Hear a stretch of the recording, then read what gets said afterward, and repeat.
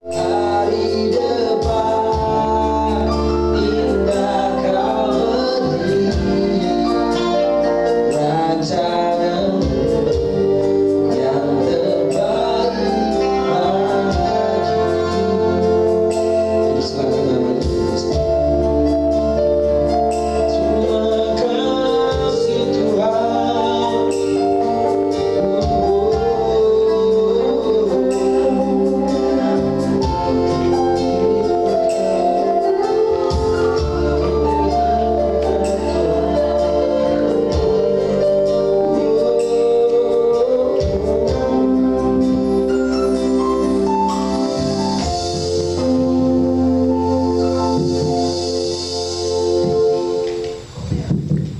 Mari kita berdoa.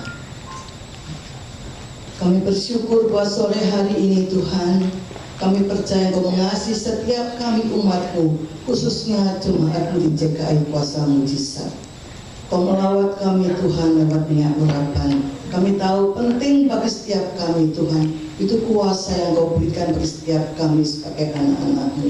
Kami percaya sore hari ini setelah kami memuji dan menyembah Engkau Tuhan, saatnya kami rindu suara-Mu berbicara atas setiap kami. Oleh karena Tuhan, sucikan, kuduskan setiap kami. Ampuni segala kelemahan, kekurangan, kesalahan kami Tuhan, bahkan dosa.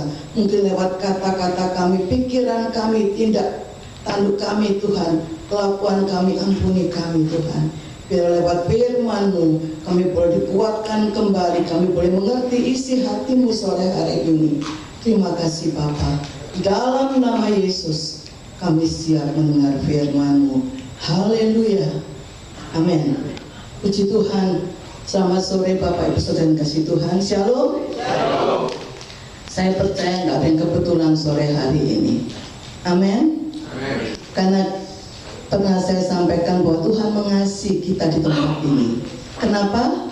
Karena berapa kali Tuhan berbicara dan seringkali Tuhan menyatakan kehadiran di tempat ini. Baik lewat yang peristiwa-peristiwa yang saya alami di tempat ini, barang hilang dan ketemu juga.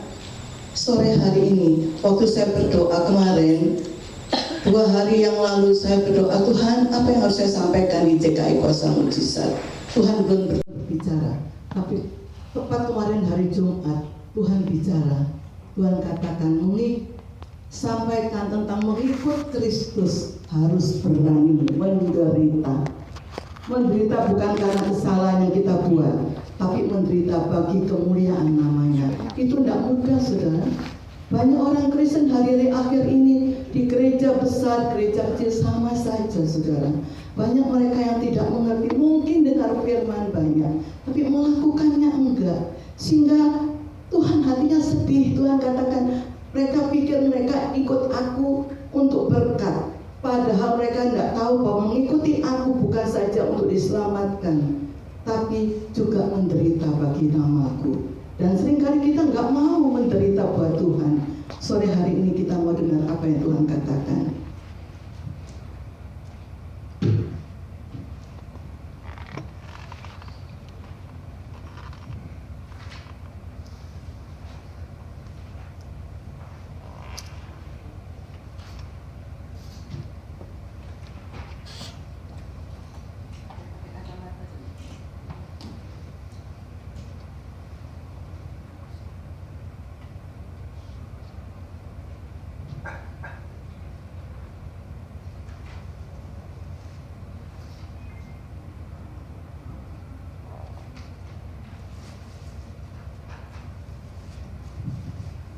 Kita akan sama-sama baca Filipi 1 ayat 29.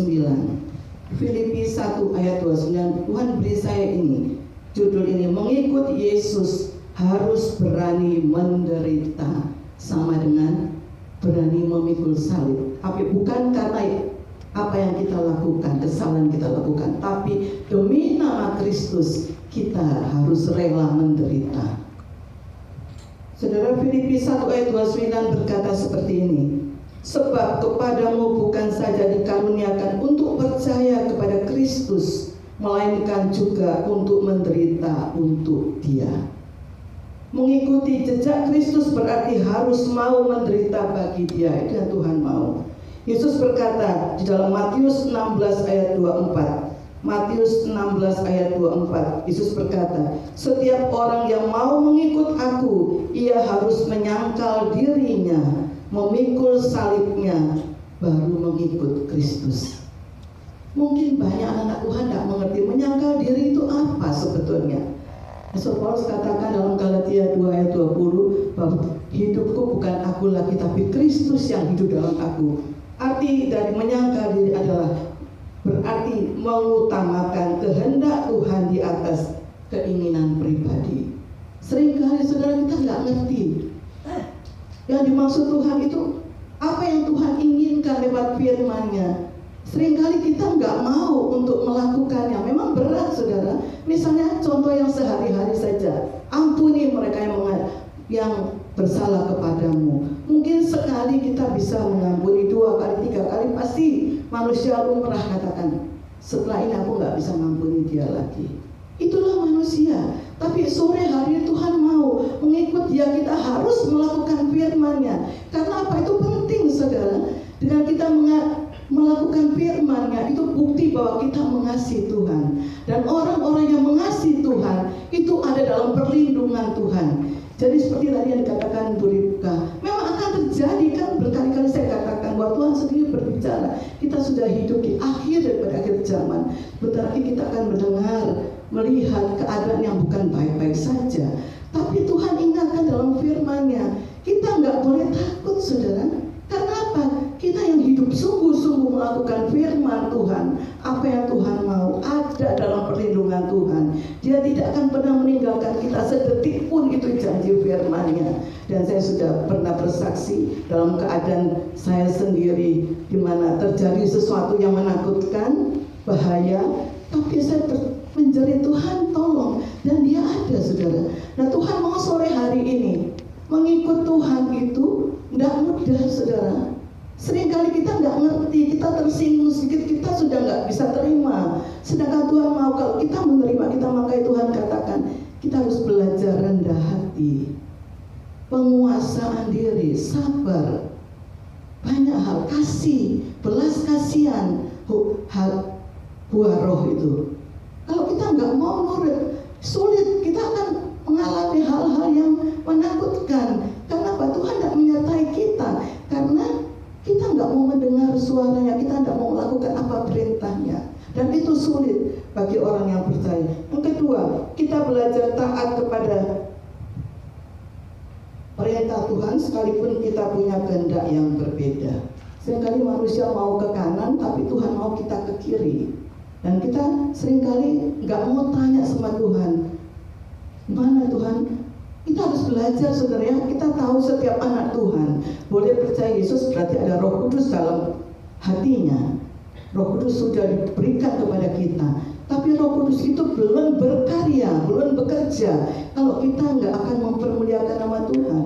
Seringkali kita ini bilang kita cinta Tuhan, pujian yang kita pujikan, kita bisa katakan kita mencintai, mengasihi Tuhan segenap hati. Tapi dalam keadaan prakteknya seringkali kita mengecewakan hati Tuhan. Kita melawan Tuhan dengan hal-hal yang sepele saudara. Sebetulnya hal-hal yang sepele. Kata-kata kita seringkali nggak seperti anak Tuhan. Tingkah laku kita nggak seperti anak Tuhan. Dan itu sangat menyedihkan hati Tuhan, terutama Roh Kudus yang ada dalam hati kita. Makanya kita belajar saudara, kita belajar menghormati Roh Kudus, sehingga Roh Kudus ini adalah guru kita, penolong kita yang Tuhan sudah berikan ketika dia naik ke surga. Dan Roh Kudus ini akan memimpin kita kepada kebenaran, seluruh kebenarannya, tanpa kita mengerti. Dulu saya pikir saudara, saya ingin jadi hamba Tuhan. Waktu dulu saya masih belum melayani. Kalau saya ke gereja saya yang lama itu, saya bawa catatan buku sampai banyak. Saya tulis semua firman-firman, saya tulis, tapi nggak pernah saya buka lagi. Tapi yang luar biasa, suatu saat ketika saya butuh firman itu, saya mengalami suatu masalah. Roh Kudus itu ingatkan firman, sehingga dengan firman itu ada rem buat saya untuk tidak membalas, untuk tidak melakukan apa yang Tuhan tidak mau lakukan. Nah seringkali kita anak Tuhan lupa bahwa kita diberikan penolong yang selalu menyertai kita, Roh Kudus. Kalau kita bisa tidak kuat saudara, manusia itu punya batasan kekuatan. Tapi kalau kita tahu ada Roh Kudus, di saat kita sudah nggak berdaya, nggak kuat, kita minta Roh Kudus tolong kuatkan aku, dan Dia akan berikan kita kekuatan baru. Dan kita akan terus berjalan seperti itu, saudara, dalam pengirian kita akan Tuhan.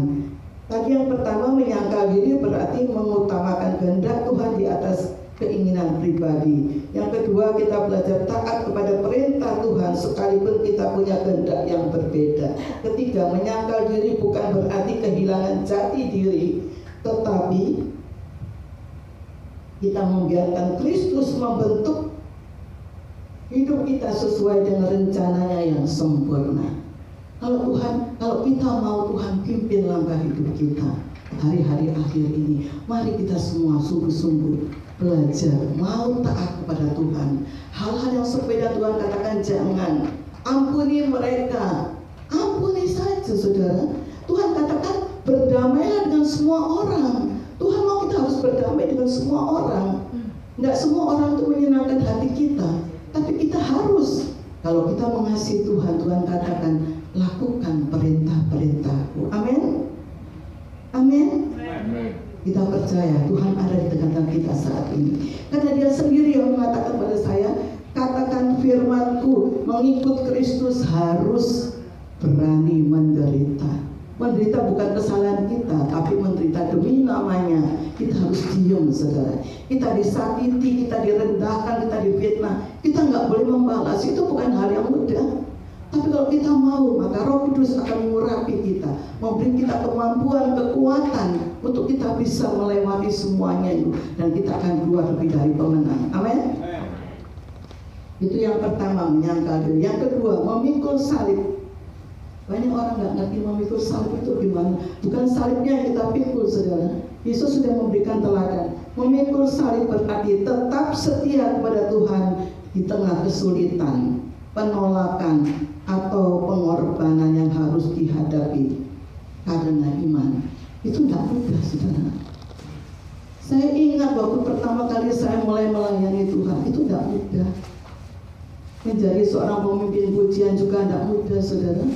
Dan semua itu Tuhan yang atur. Saya juga nggak mau. Saya inginnya dulu waktu di gereja saya yang lama, saya ingin sebagai jadi pengkhotbah karena saya suka dengan firman Tuhan.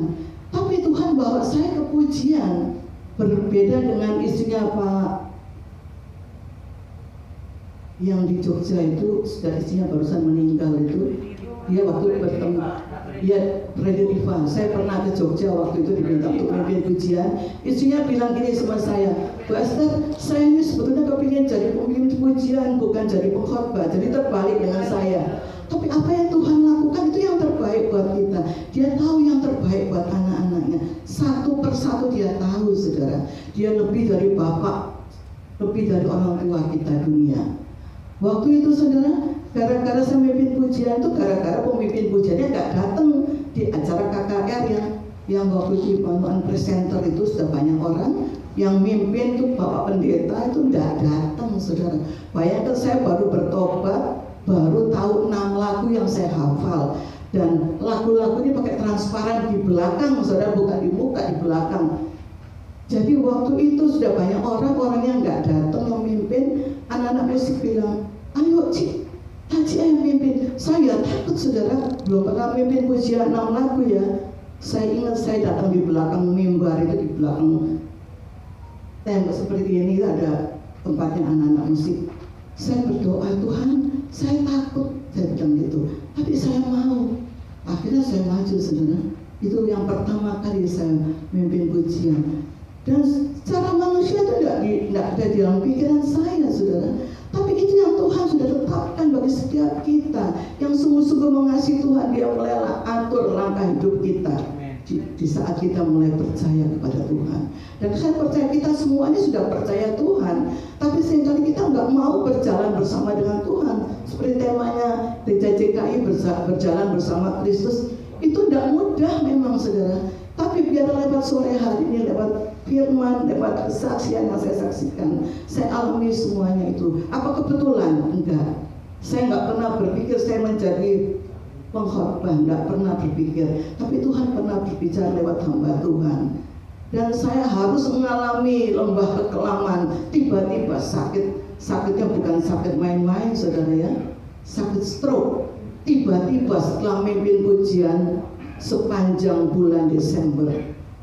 Apa kebetulan? Tidak kebetulan. Di saat itu sebagai manusia saya juga, Tuhan kok ini ya, saya mencintai kau sungguh-sungguh, saya berharga saudara. Suami saya nggak mengizinkan saya keluar rumah melayani apalagi.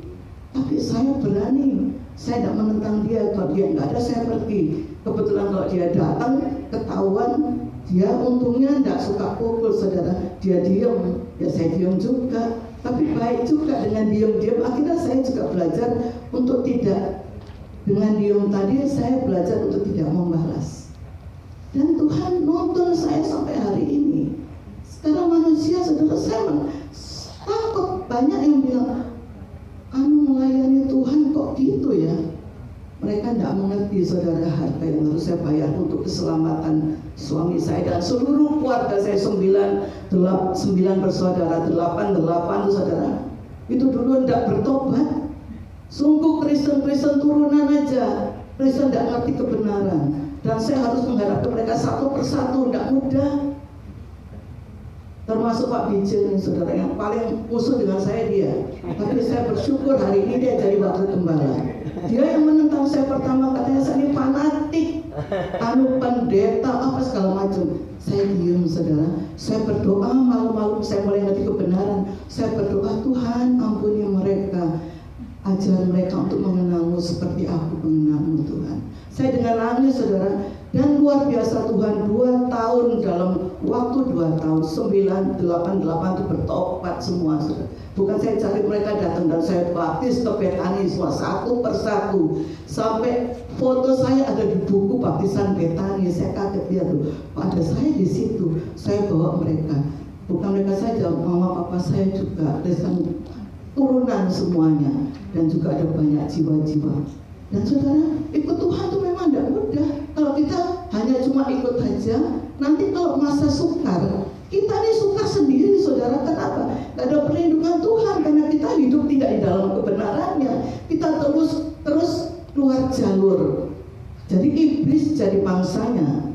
Iblis memangsa kita nanti, dan Tuhan diam saja karena kita tidak mau melakukan firman-Nya. Suruh melayani tidak mau, suruh bersaksi tidak mau, suruh berdoa tidak mau. Terus maunya apa? Kan gitu. Kita sekarang belajar dewasa rohani saudara, bukan anak-anak lagi. Karena waktunya sudah sangat singkat.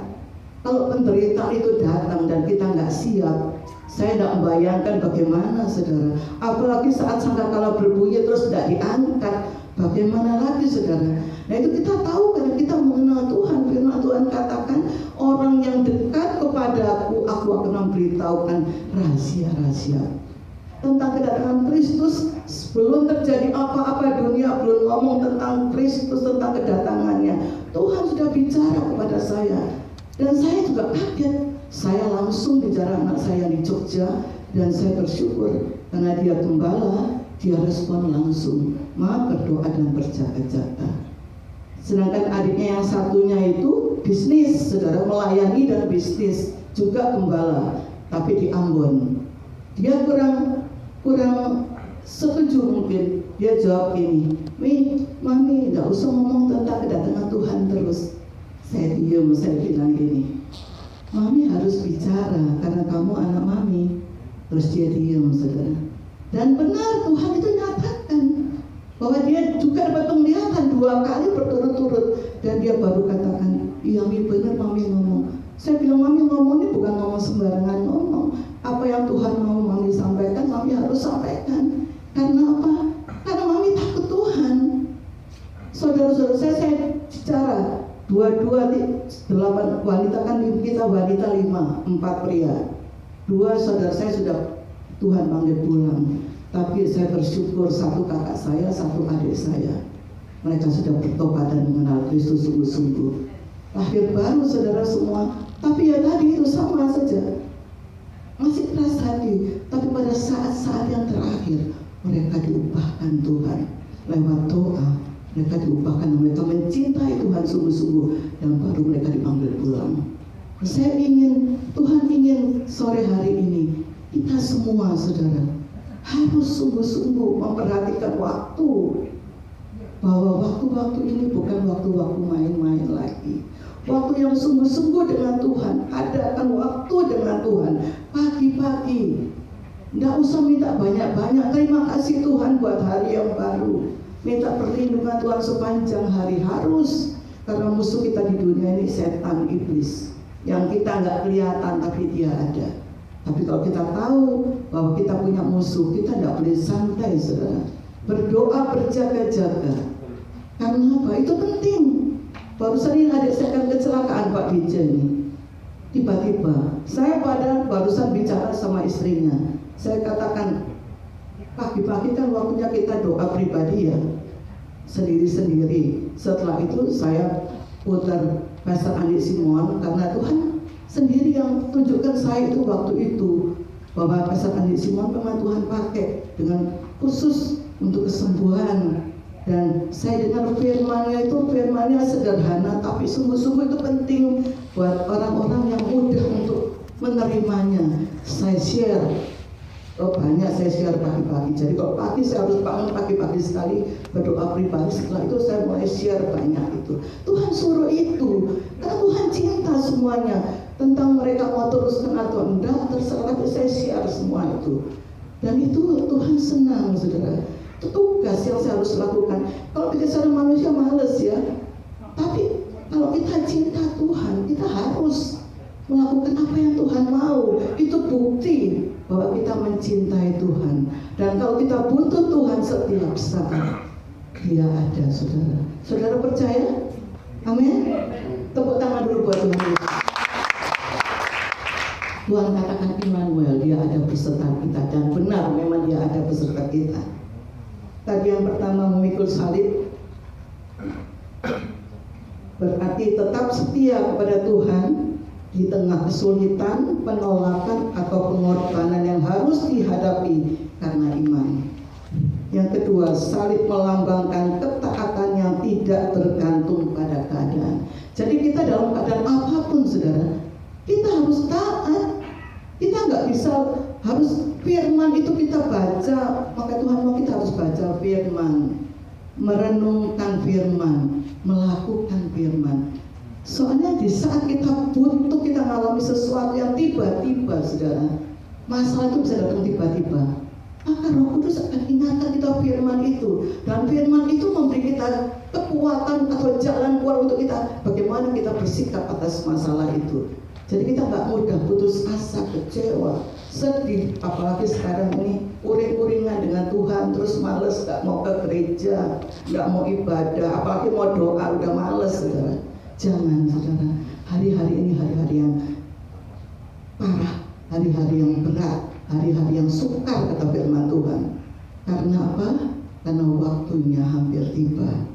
Yang ketiga, ketika kita tetap percaya dan taat meskipun jalan terasa berat, kita sedang menunjukkan bahwa Kristus lebih berharga daripada kenyamanan hidup. Apa arti hidup kita? Kita punya harta banyak, mungkin melimpah, kita mungkin sehat, nggak pernah sakit, apapun kita bisa. Tapi saudara, Kristus itu harta yang termulia, harta yang paling mahal bagi setiap kita. Karena apa? Dia jaminan kita untuk masuk surga, saudara. Untuk mengalami hal-hal yang kita tidak mampu mengatasi, Dia yang akan menolong kita. Dia pembela kita yang sejati. Amin. Roh Kudus adalah penolong yang sejati. Kristus adalah pembela yang sejati. Ketiga, mengikut Yesus. Apa arti mengikut Yesus? Mengikut Yesus berarti menjadikan Dia sebagai teladan, pemimpin dan tujuan hidup kita. Karena kita hidup dunia hanya sementara. Kita nggak tahu, setiap kita ini seperti ada ilustrasi hamba Tuhan bahwa kita ini seperti di bandara yang antre mau berangkat. Kita nggak tahu hidup kita, saudara. Itu rahasia Tuhan. Nah, kita harus sebagai anak Tuhan yang dewasa rohani harus siap setiap saat. Nggak tunggu sakit, kalau Dia mau panggil hari ini harus kembali, saudara. Dalam keadaan kita nggak sakit pun duduk manis bisa dipanggil pulang. Nggak harus sakit, saudara. Nggak harus tua, nggak harus muda. Sekarang ini tiba-tiba semuanya. Kenapa? Tuhan tahu, Tuhan mengenal anak-anaknya. Daripada dia menderita di dunia untuk selamanya tidak masuk surga, ya begitu dia bertobat dipanggil pulang. Kita nggak mau seperti itu. Kita mau hidup ada tujuannya untuk Tuhan. Kita dipanggil untuk menjadi saksi Kristus akhir zaman ini. Bukan enak-enakan, saudara. Kita jadi saksi. Kita nggak harus jadi di atas mimbar. Puji Tuhan kalau di atas mimbar. Di sekitar kita, di rumah tangga kita, di keluarga kita, di tetangga kita. Saya nggak peduli, saudara, kalau setiap kali saya ketemu siapa saja dan Roh Kudus ingatkan, saya selalu ngomong tentang Tuhan. Selalu. Orang mau ngomong fanatik, saya nggak peduli. Karena itu Tuhan mau memberitakan tentang Dia. Banyak dunia tidak kenal siapa Tuhan itu. Tidak tahu mereka akan menuju kemana. Kita anak-anaknya harus meneruskan pekerjaan Kristus. Amin. Karena kita adalah suratan terbuka Kristus. Kita adalah saksi-saksinya. Jadi Tuhan mau apa tujuan Tuhan? Untuk saya teruskan tentang mengikut Kristus. Yang kedua, kita tidak berjalan menurut arah dunia, tetapi menurut firman-Nya. Itu mengikut Kristus. Jadi Tuhan mau mengikut Kristus adalah berarti menjadikan Dia sebagai teladan, pemimpin dan tujuan hidup. Kedua, kita tidak berjalan menurut arah dunia, tetapi menurut firman-Nya. Yang ketiga, mengikut Kristus adalah perjalanan setiap hari untuk hidup dalam kasih, kebenaran, kerendahan hati, dan ketaatan kepadanya. Amin. Saudara mau?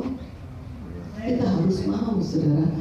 Kalau kita katakan kita mencintai Tuhan, saudara datang hari ini ibadah, itu bukan hanya kebiasaan atau harus, tapi kita mau bertemu dengan Tuhan. Dan Tuhan mengasihi setiap anak-anaknya yang hatinya mencintai Tuhan.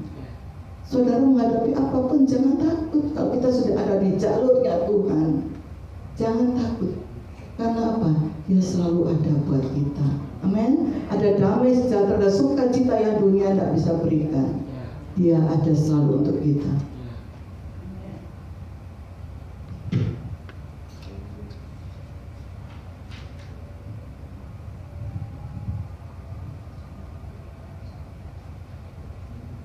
Semakin kita dekat kepada Kristus, semakin nyata damai dan sukacita di dalam hidup kita.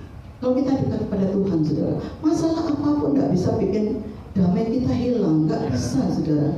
Ada kekuatan yang luar biasa dalam hati kita, sehingga kita tetap tenang, bisa berdoa. Itu yang Tuhan mau. Sebagai pengikut Kristus, kita tidak dapat menghindarkan diri dari penderitaan, sebab selain kita dikaruniai percaya, juga dikaruniai menderita bagi Kristus. Filipi 1 ayat 29 tadi. Pertanyaannya, mengapa penderitaan diizinkan Tuhan terjadi dalam pengiringan kita kepada Tuhan seumur hidup kita? Kenapa? Ada tujuan.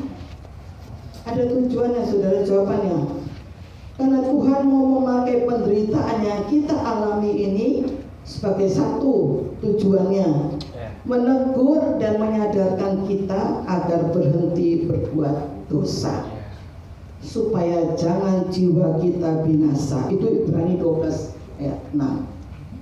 Jadi itu Tuhan ada tujuan. Kenapa diizinkan penderitaan?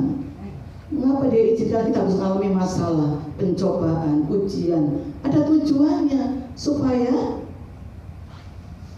kita ditegur, disadarkan, jangan sampai kita ini binasa, saudara. Yang kedua, tujuannya sarana untuk memproses sifat baru supaya jadi dewasa dan matang rohani kita, jadi sempurna seperti Kristus. Kristus itu sempurna. Kita hidup, kita belum sempurna. Kita sedang disempurnakan. Kalau kita mau, kalau kita nggak mau, Tuhan nggak akan pernah memaksa. Karena Roh Kudus itu punya sifat yang lemah lembut. Tuhan punya sifat yang lemah lembut, tapi Dia juga bisa marah, saudara. Di firman Tuhan katakan Tuhan itu pernah gregetan. Ada kata-katanya greget. Karena manusia itu dengan hukum tetap berbuat dosa. dengan perintah-perintahnya juga berbuat dosa. Sampai Tuhan sendiri harus turun supaya menyelamatkan kembali. Nah, kita ini orang-orang yang sudah diselamatkan dari dosa. Hidup kita mungkin dosa, bukan dosa orang tua, kita dosa dari Adam dan Hawa itu sudah mengalir ke kita, saudara. Kita manusia itu nggak ada yang kuat, kita lemah. Tapi Roh Kudus memberi kita kekuatan kalau kita hidup di dalam Tuhan. Jadi kalau kita hidup dalam Tuhan, kita nggak segan-segan, saudara, takut sedikit, takut. Lama-lama stres, saudara.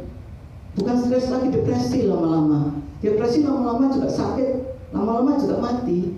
Tapi kalau kita hidup dalam Tuhan, kita harus sungguh-sungguh, saudara. Saya ingat waktu saya dulu di proses Tuhan awal itu, musuh saya bukan orang luar, saudara, orang dalam sendiri. Suami saya sendiri yang dulu baik sekali, dia pernah salah tapi saya ampuni dan kamu baik lagi. Justru itu tantangan saya, saudara. Saya nggak harus lawan dia, karena saya tahu firman Tuhan, hormati suamimu. Kalau dia tidak mengasihi kita, ya sudah urusan dengan Tuhan. Saya tetap hormat. Saya lakukan tugas saya sebagai istri itu dengan sungguh-sungguh, saudara. Pagi dia bangun semua sudah siap. Mulai dari saya nggak sakit sampai saya sakit, saya nggak punya pembantu. Karena suami saya nggak senang punya pembantu, saya nggak ngerti. Mungkin pikiran supaya saya nggak keluar gitu mungkin. Ya nggak apa-apa, mungkin cemburu karena cinta mungkin, saudara ya. Setiap kita nih suami istri harus punya cinta. Kalau nggak cinta, masalah sedikit pasti cerai. Apalagi seperti artis-artis itu gampang cerai ya. Tapi kita anak Tuhan nggak boleh. Cukup satu sampai selama-lamanya. Amin. Tepuk tangan dulu buat Tuhan Yesus. Jadi kalau kita menikah, saudara, kita harus sungguh-sungguh. Sudah jangan seperti contohnya kata seperti seekor kuda itu, kalau dikasih kacamata kuda itu nggak boleh melirik kiri kanan ya. Jadi seperti itu, belajar. Namanya manusia memang kadang-kadang bisa salah, saudara. Tapi kita belajar nurut apa yang Tuhan mau, dan Roh Kudus akan beri kita kekuatan.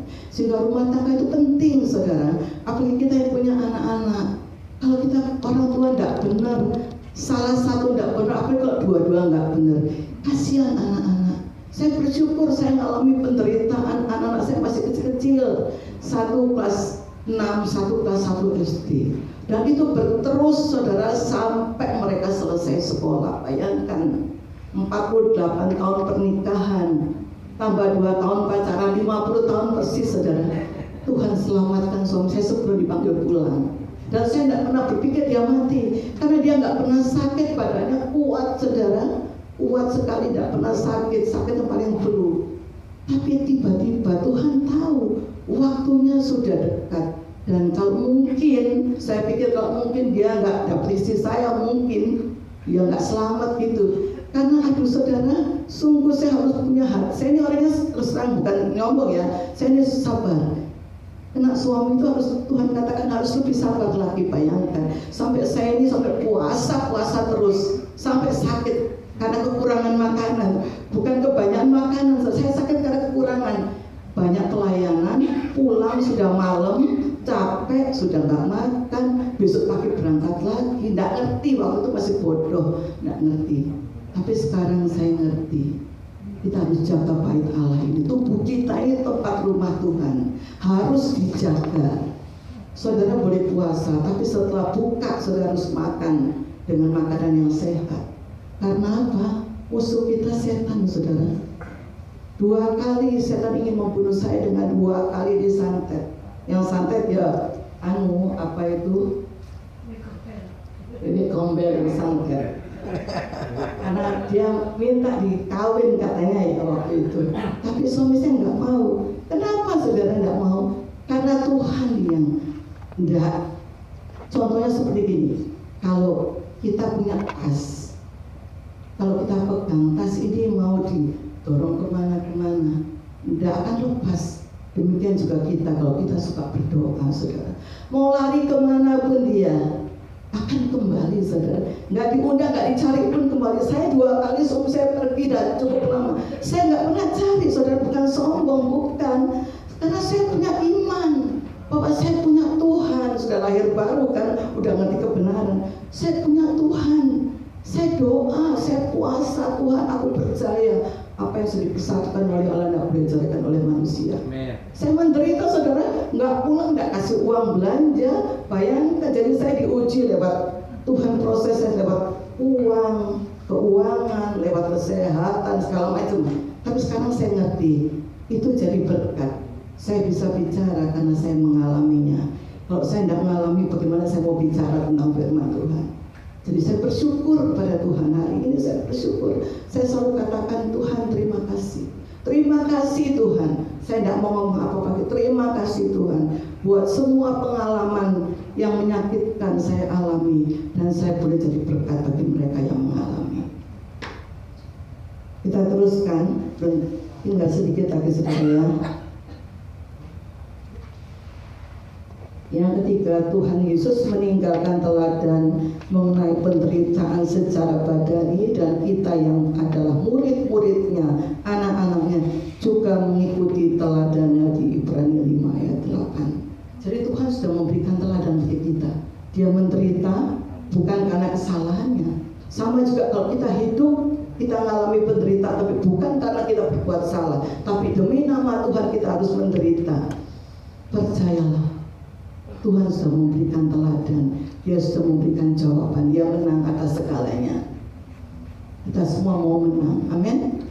Kita dalam penderitaan, dalam masalah apapun, percayalah, pasti ya, badai itu pasti akan berlalu. Pasti. Saya pastikan, karena saya mengalami. Tidak ada badai yang terus-terusan.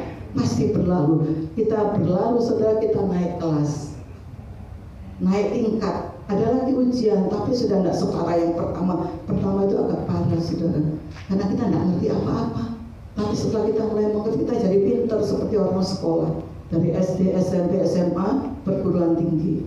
Makin hari kita makin cerdas. Dan anak Tuhan harus cerdas, jangan bodoh. Karena firman Tuhan katakan, anak-anaknya itu binasa karena apa? Kurang pengetahuan, bodoh. Dulu kalau saya ngerti kesehatan, saya nggak sakit, saudara. Kalau saya ngerti pergi, saya nggak sarapan ke susu karena selesaikan urusan di rumah. Kalau enggak, nanti dia datang bisa marah-marah. Jadi saya selesaikan semua. Jadi waktu itu berterus-terusan, kejar-kejaran dengan waktu. Tapi saya lakukan dengan sepenuh hati, dengan tulus untuk Tuhan.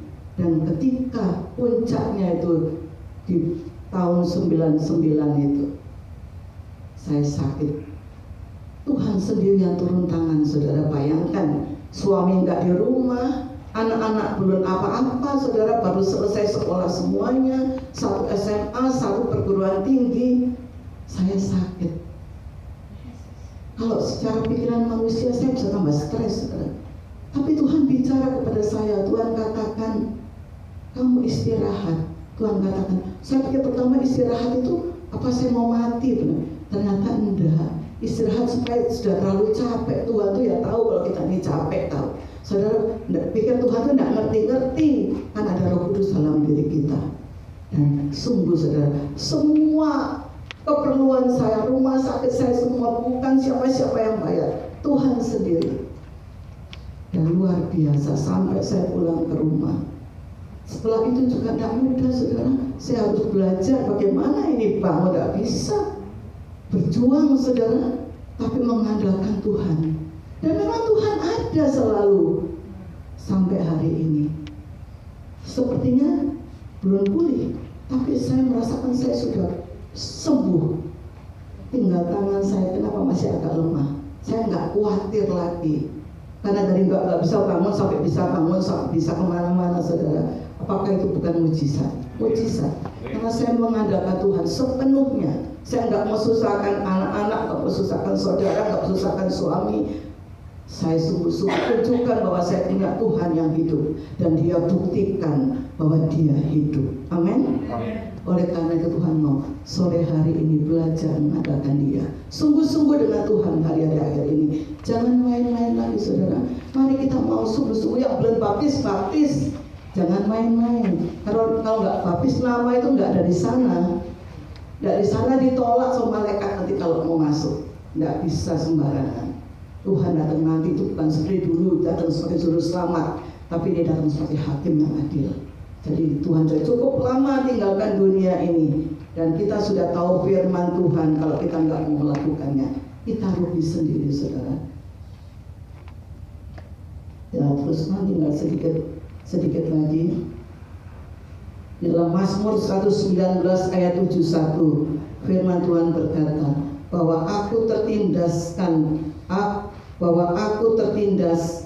karena taat pada Kristus itu baik bagiku, supaya aku semakin giat belajar ketetapan-ketetapannya dan lekat padamu. Itu kata Daud. Karena Daud juga mengalami penderitaan, saudara ya. Saudara tahu, baca firman, cukup banyak penderitaan, tapi Daud luar biasa.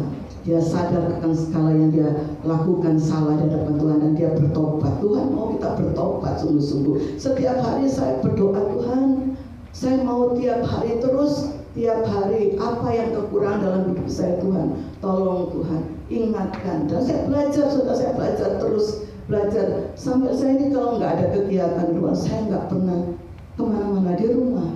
Di rumah itu saya baca firman, saya nulis. Jadi saya menghibur diri sendiri. Saya nonton TV, capek istirahat, kadang-kadang mau doa barengan Bu Susi itu. Waktunya saya mulai istirahat setelah sepanjang hari itu saya ketiduran dan saya nggak dipanggil. Kalau pas saya habis lakukan sesuatu masih belum apa-apa, saya enggak tidur. Kalau saya baru mau meluruskan kaki ketiduran, karena bangun saya pagi, saudara. 2:30 saya sudah harus berdoa pribadi dengan Tuhan. Itu Tuhan latih. Memang enggak mudah, tapi itu baik buat kita. Saya alami sekarang, saya merasakan sukacita setiap hari. Saya enggak pernah sedih, enggak pernah, saudara. Sedih kalau saya ngomong firman, enggak mau dengar. Saudara-saudara saya ngomong enggak mau dengar. Tuhan katakan jangan bicara lagi. Tuhan katakan jangan bicara lagi. Jadi kenapa? Tuhan juga bisa marah, saudara. Kalau saya bicara itu karena Tuhan gerakkan saya untuk bicara. Saya nggak mau bicara omong kosong, bicara firman Tuhan. Karena Tuhan mengasihi anak-anaknya. Mungkin ada yang ngerti, ada yang nggak ngerti. Jadi saya harus menerangkan. Kalau saya menerangkan nggak mau dengar, ya sudah. Saya cuma ngomong, Tuhan, saya laporan. Saya sudah ngomong, nggak mau dengar, ya urusannya sama Tuhan. Karena Tuhan nggak pernah punya rancangan kecelakaan. Tuhan selalu punya rancangan yang indah buat anak-anaknya, masa depan yang penuh harapan dan damai sejahtera. Amin.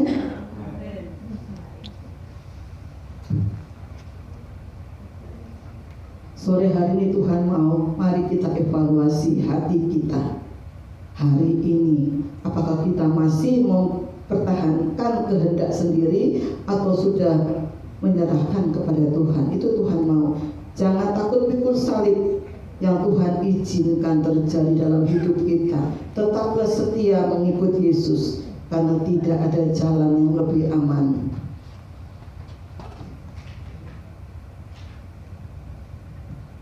Benar dan lebih mulia daripada berjalan bersamanya. Mengikut Yesus bukan sekedar mengakuinya dengan bibir, tetapi menyerahkan seluruh hidup sepenuhnya kepadanya. Walau jalan kita tidak selalu mudah, tapi Dia menjanjikan penyertaannya dalam setiap langkah kita. Amin. Ini jaminannya. Jadi saudara jangan takut kalau kita mau nurut sama Tuhan. Dia Bapa kita yang luar biasa. Jangan takut. Dia ada setiap saat, itu janjinya. Kesimpulannya, akibat dosa membawa penderitaan kekal tidak sebanding dengan kenikmatannya, tetapi menderita karena Kristus taat kepada firman-Nya. Nikmatnya jauh melebihi dari salib yang kita pikul dalam dunia ini. Itu 2 Korintus 4 ayat 17. Saya percaya firman yang saya sampaikan yang kesaksian buat saudara kuat sampai hari ini. Amin. Kita lakukan firman Tuhan karena Tuhan ingatkan, mengikut Tuhan itu kita harus berani menderita. Pikul salib bukan karena kesalahan kita, tapi karena namanya yang kita pegang, namanya yang kita percayai, namanya yang kita hormati. Tuhan ingin kita menghormati Dia. Hanya itu yang Tuhan mau. Dan saudara akan buktikan sendiri kalau saudara melakukan firman-Nya. Janjinya ya dan amin. Amin. Tuhan memberkati. Kita akan naikkan satu pujian.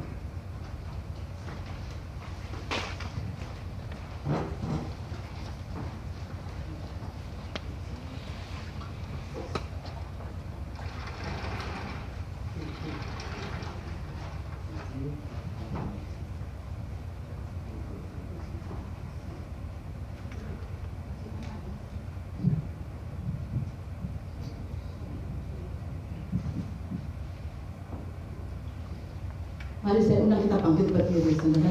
Kita pujikan pujian dengan segenap hati. Kalau kita sungguh-sungguh mengasihi Tuhan, Dia ada di tengah-tengah kita.